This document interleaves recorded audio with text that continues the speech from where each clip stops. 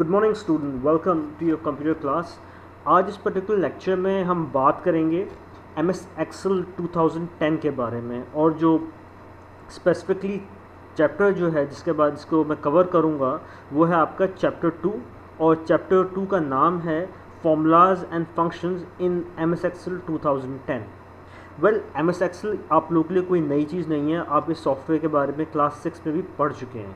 But इस particular chapter में जो हम चीज़ें कवर करेंगे, we will be specifically talking about formulas और फंक्शन जो बेसिकली हम यूज़ करते हैं अपने कोई भी मैथमेटिकल कैलकुलेशन कराने के लिए एमएस एक्सेल में, तो हम उसके बारे में हम बात करेंगे।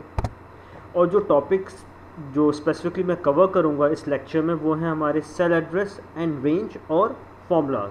तो ये दो चीज़ें हैं जिसके बारे में मैं इस पर्टिकुलर लेक्चर में बात करूँगा। Of course this MS Excel has got number of other topics as per your book, so हम उसके बारे में आगे के लेक्चर में बात करेंगे। But for this particular video जो टॉपिक्स मैं दो कवर कर रहा हूँ एमएस एक्सेल के अंदर, वो हैं हमारे सेल एड्रेस एंड रेंज और formulas. So let's start with the very first topic जो हमारा है सेल एड्रेस एंड रेंज।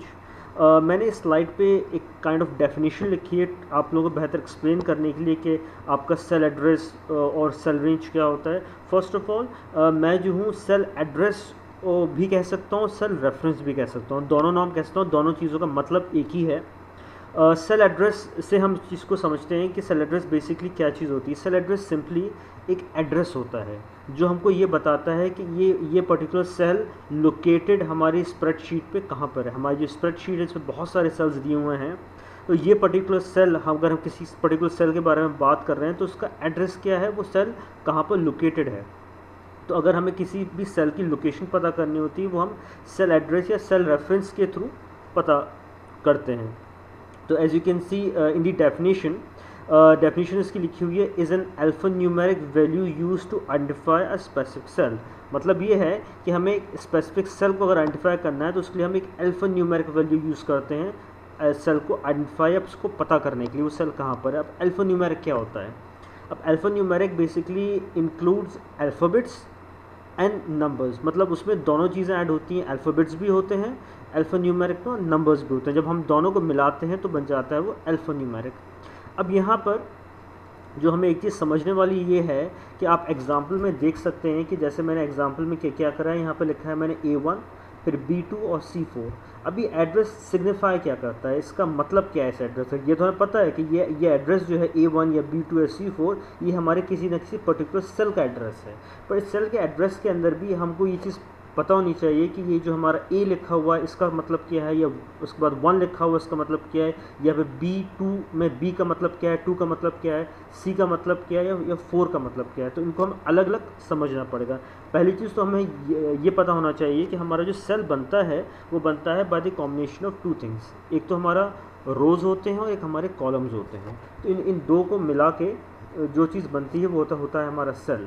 तो यहाँ पर जो A है ये बेसिकली सिग्निफाई ये बताता है कि हमारा सेल जो है वो किस पर्टिकुलर कॉलम के अंदर है। ठीक है, तो जो हमारा अल्फ़ाबेट्स हैं बेसिकली A, B और C, ये हमें बता रहे हैं कि ये हमारा जो सेल है ये किस कॉलम के अंदर है। और 2 जो है मतलब 2, 1 और 4 जो है यहाँ लिखे हुए हैं नंबर्स, ये बेसिकली बताते हैं कि हमारा सेल किस रो में है। तो रो और कॉलम को मिला के बनता है एक सेल।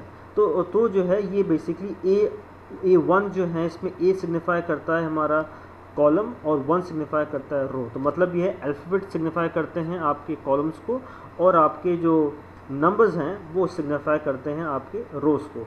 तो अगर मैं आपको इसको एक तरह से प्रैक्टिकल डेमोन्स्ट्रेशन दूं तो मैं इसको मिनिमाइज़ करूंगा स्क्रीन को और मैं एमएस एक्सेल एक तरह से ओपन करके दिखाऊंगा आप लोगों को। तो आप ये देख सकते हैं ये एमएस एक्सेल है, ये हमारी पूरी स्प्रेडशीट है। इसके अंदर ये मान लीजिए ये सेल है, मैंने इस पर आके क्लिक कर दिया तो ये सेल हाईलाइट हो गया, इसके चारों तरफ एक बॉर्डर बन के आ गया। अब इस सेल का जो एड्रेस है वो है B2, ये ऊपर दे रखा है यहाँ पर नेम बॉक्स में, जिसको हम कहते हैं B2। उसमें मतलब B हुआ हमारा कॉलम, 2 हुआ हमारा रो। तो अब देख सकते हैं कि इसमें जो आप A B C D हैं ये सब जो है हमारे कॉलम्स हैं ऊपर दिए हुए हैं, और हमारे लेफ्ट हैंड साइड में सारे नंबर्स जो हैं ये हमारे रोज़ हैं। तो इसके थ्रू जो है हम पता लगा सकते हैं कि एक सेल का एड्रेस क्या है। जैसे आप देख सकते हैं कि B2 जैसे ऊपर लिखा हुआ है, ये इसके अंदर ये एड्रेस है इस सेल का। B मतलब कॉलम और 2 मतलब इसका रो। ओके, फिर हम आते हैं वापस इसके ऊपर।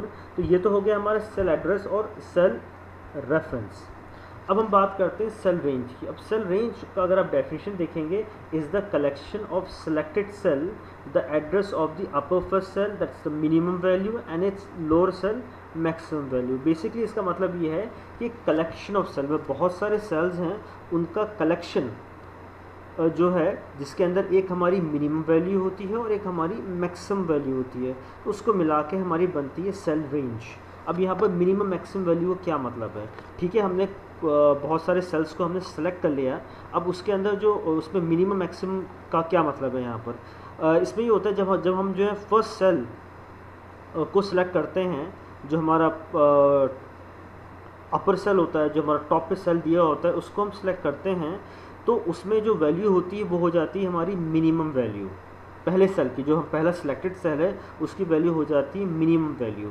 और उसके बाद जो उसके नीचे जो सेल दिया होता है, जो एक्चुअली डायगोनली अपोजिट होता है हमारे, जो भी हमने सेल सेलेक्ट करा है उसका जो डायगोनली अपोजिट सेल होगा, वो सेल में जो वैल्यू होगी उसको हम कहेंगे मैक्सिमम वैल्यू।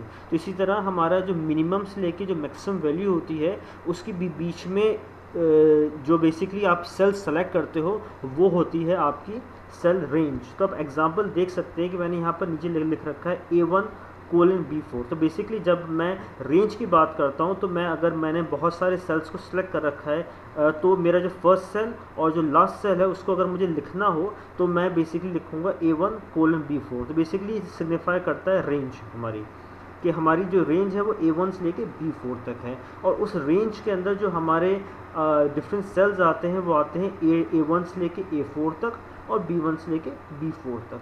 तो ये बेसिकली इसकी रेंज है आपकी किसी भी, मतलब जो आप हमारा A1:B4 है, इसकी जो रेंज है वो है हमारे A1 से लेके A4 तक जो सेल्स हैं वो, और B1 से लेके B4 तक के सेल्स हैं। ये हमारी रेंज है हमारी A1:B4 की। तो ये हो गया आपका एक्सप्लेनेशन सेल रेंज का। ठीक है, अब हम नेक्स्ट मूव करते हैं हमारे नेक्स्ट टॉपिक के ऊपर।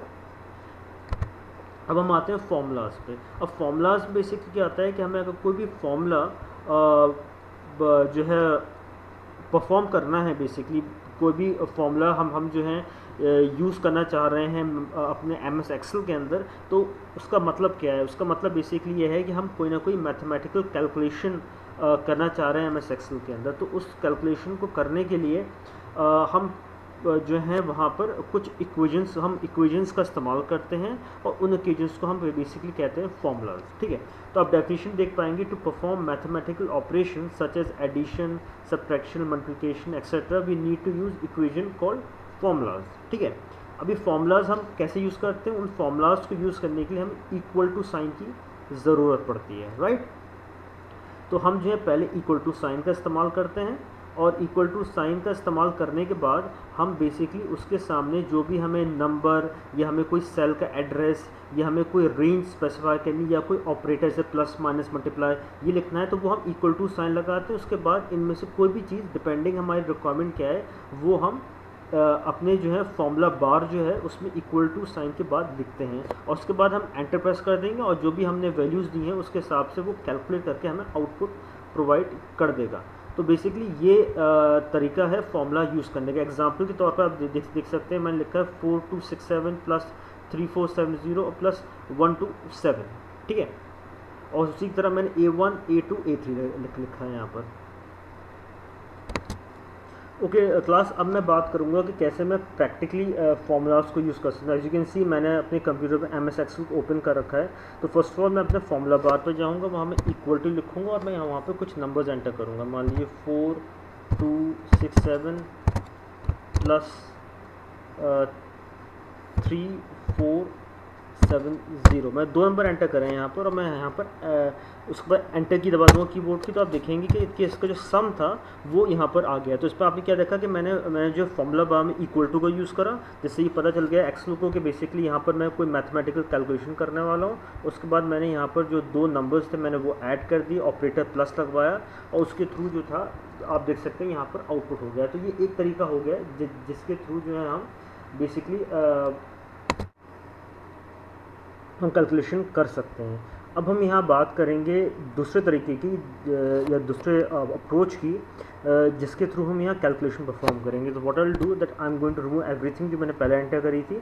अब यहाँ पर मैं जो हूँ ए कॉलम है उसके अंदर आके मैं जो A2 सेल है वहाँ पर मैं बेसिकली कुछ नंबर टाइप करूँगा, और उसी तरह मैं जो B2 सेल है वहाँ पर मैं कुछ नंबर टाइप करूँगा। मान लीजिए आई एंटर 55। फाइन, तो मैं दो नंबर एंटर करें 45 और 55।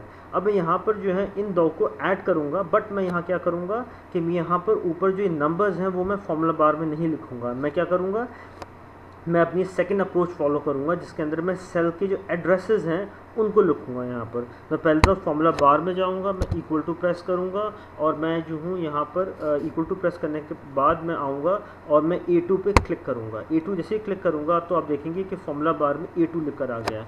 अब मैं यहाँ पर प्लस साइन लगाऊँगा और मैं आके B2 जो है उस पर क्लिक करूँगा, तो आप देखेंगे कि A2 प्लस B2 जो है हमारे फॉर्मूला बार में लिखकर आ गया। And I am going to press enter. जैसे ही मैं एंटर दबाऊँगा तो आप देख सकते हैं कि इसका आउटपुट आ गया है 100, और आप ऊपर फॉर्मूला बार में भी देख सकते हैं वहाँ लिखा हुआ equal to A2 plus B2। तो इसमें मैंने क्या करा, इक्वल टू ऑपरेटर का मैंने इक्वल टू का करा इस्तेमाल। ये बेसिकली इंडिकेट करने के लिए एक्सेल को मैं यहाँ पर कोई मैथमेटिकल कैलकुलेशन करने वाला हूँ, और और जो है इसके अंदर मैंने जो है आपके जो सेल एड्रेस है उसका इस्तेमाल करा है A2 B2, और मैंने ऑपरेटर का इस्तेमाल करा है इसके अंदर प्लस। तो इसके थ्रू जो है आप देख सकते हैं कि मैंने यहाँ पर दो अप्रोचेस लिए हैं जिसके थ्रू मैंने जो है यहाँ पर जो है इक्वेशन का बेसिकली यूज़ करा है। जैसे मैंने आपको डेफिनेशन बताई थी कि हमें जो है यहाँ पर इक्वेशन का यूज़ करना पड़ता है। जो इक्वेशन थी आपकी कि मैंने यहाँ पर जो वैल्यूज़ मेरे सेल में दी हुई थी उनको मैंने यूज़ किस तरह करा कि मैंने उस सेल का एड्रेस यहाँ पर स्पेसिफाई कर दी A2 प्लस B2। तो उससे क्या हुआ कि उसने जो भी इस सेल में वैल्यूज़ दी हुई थी उनको उसने ऐड कर दिया। अब ये डिफरेंस कैसे है उससे जो हमने पहले मैं तरीका दिखाया था उस तरीके में क्या था कि मैं ऊपर यहाँ पर नंबर्स लिख रहा था, जिन नंबर्स को मुझे ऐड करना है। मैं बार बार उन नंबर्स को मैं लिख रहा था जिनको मुझे ऐड करना है। अब यहाँ क्या हुआ कि मैंने जो है नंबर्स नहीं लिखे, मैंने उस पर्टिकुलर सेल का एड्रेस लिख दिया जिसके अंदर जो नंबर दिए मुझे वो ऐड करने हैं। तो अब इन द फ्यूचर कि अगर मेरे जो सेल्स हैं उसमें नंबर को जो है मैं कोई भी चेंज कर दूं तो मुझे बेसिकली अपने फॉर्मूले को चेंज करने की कोई ज़रूरत नहीं है। मेरे जो फॉर्मूला A2 प्लस B2 दिया हुआ है वो जो का तो वही रहेगा। जैसे मैं नंबर्स यहाँ पर चेंज करता रहूँगा मेरा जो आउटपुट 100 है ये चेंज हो जाएगा। मान लीजिए मैं जो हूँ यहाँ पर 45 की जगह पर मैं दे देता हूँ, मान लीजिए मैं इसको हटाकर 90 कर देता हूँ, तो क्या होगा, इसका आउटपुट क्या हो गया 145। तो मुझे बेसिकली इसके अंदर अपना जो फॉर्मूला था मेरा जो मैंने ऊपर दे रखा है A2 प्लस B2 उसमें मुझे कोई चेंज नहीं करना पड़ा। मैं नंबर चेंज करा, ऑटोमेटिकली उसने कैलकुलेट करके नई वैल्यूज़ के हिसाब से मुझे आउटपुट दे दिया। तो ये तरीका है जिसके थ्रू हम बेसिकली फार्मूलाज को इस्तेमाल कर सकते हैं। No at this point what I will do that I want you to basically watch this video carefully, and I want कि आप जो हैं इस वीडियो को देखते वक्त अगर आपको कोई भी कन्फ्यूजन या कोई भी चीज़ समझ में नहीं आती है तो आप डेफिनेटली मुझे कांटेक्ट कर सकते हैं। As my numbers already given in the group, so वहाँ से आप मुझे कांटेक्ट कर सकते हैं। Thank you.